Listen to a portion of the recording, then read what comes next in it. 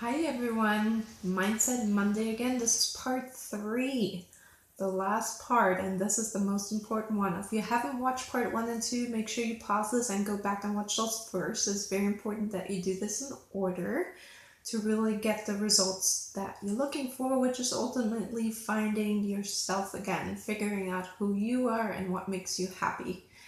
So let's get right to it. This is part 3. This is the most important step and also the most challenging step.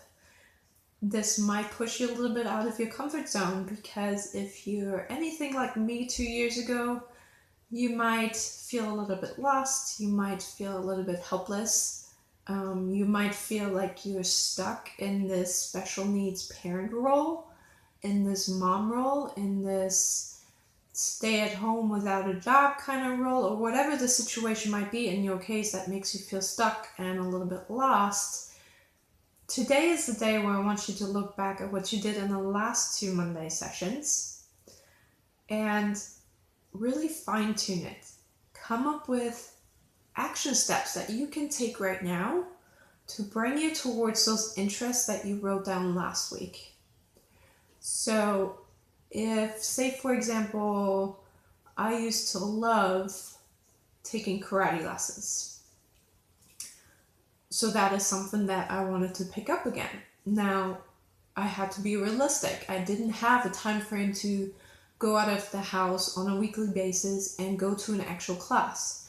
So what that ultimately meant for me was I didn't want to just put that interest aside and say, oh well, I can't do it right now. I have to wait till my son gets older and is more stable and all these things on my checklist had to happen first. I said, no, I want to do this right now because this is what makes me happy. This is what makes me feel accomplished, makes me feel more relaxed, makes me have the peace of mind that I need to function on a day-to-day basis and be the best that I can be. So I had to get creative. I had to figure out, okay, how can I still do this without being able to leave the house to go to a regular weekly class? And quite frankly, without at the time having the money to go to a group class. So I did exactly what I'm doing right here. I used YouTube. I used YouTube to get my motivation again, to get some workout ideas. I dusted off the old punching bag I have in my workout room and I started going at it. I put it on my schedule. And I think that is the most important step that I ever took in order to get back to who I am and what was important to me in order to then be better at serving everybody else in my family, was to put myself back on my own priority list. And I literally had to schedule myself in. And most of the days, I'll be perfectly honest, I saw it on the schedule and I had zero motivation to do it. Absolutely zero. I had a whole running list in my head of all the other things that needed to be accomplished that seemed so much more important. But I knew I was at the point where I couldn't give anymore. I had to take a step back and serve myself first, and then I could attack that other checklist. So I scheduled myself in, and I made it first thing in the morning. After school drop off, the first thing I did was my workout. In the beginning, I didn't want to do those. I really didn't. I was fighting with myself, but I guess that's what the punching bag is for, to kind of fight with yourself.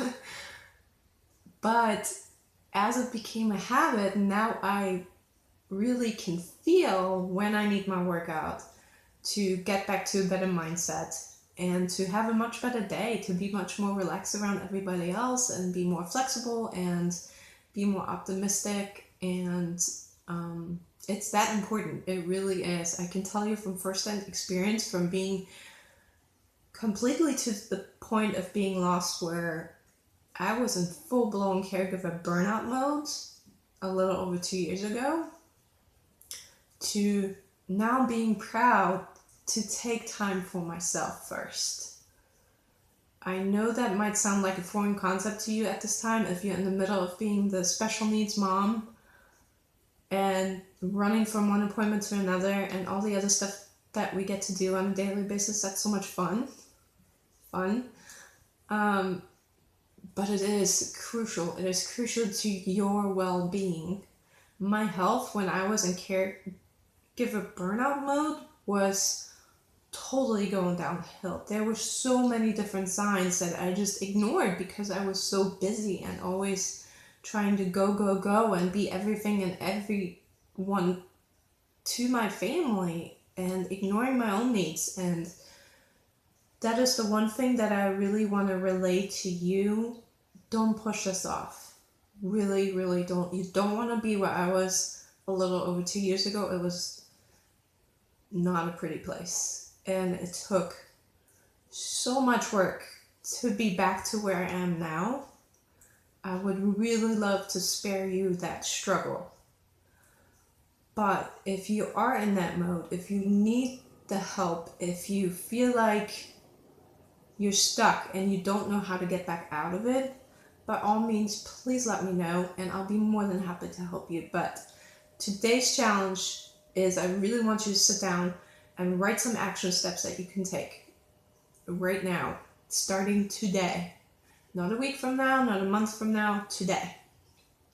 It can be something simple as sitting on your back porch drinking a cup of tea.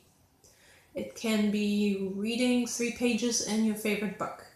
It can be taking 15 minutes on one particular day every week to take a relaxing bath without any of your kids running into the bathroom or somebody yelling mom.